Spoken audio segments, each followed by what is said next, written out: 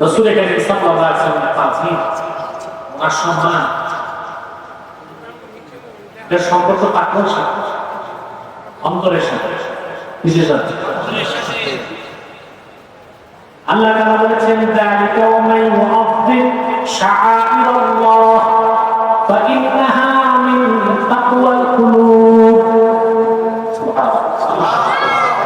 আল্লাহর নিদর্শনগুলোকে সম্মান দিব,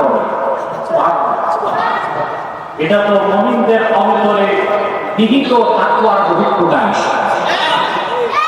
কি তাকওয়ার অভিপ্রকাশ? সুবহানাল্লাহ। শুধু কি তাই? রাসূল কারীম সাল্লাল্লাহু আলাইহি ওয়াসাল্লামের মহব্বত তার অন্তরে তত বেশি জায়গা নেয়, যার হৃদয় যত পবিত্র, যার অন্তরে রাসূলুল্লাহর আজমত আর মহব্বত নাই, সে তো মুমিনের কাতারই আসতে পারবে।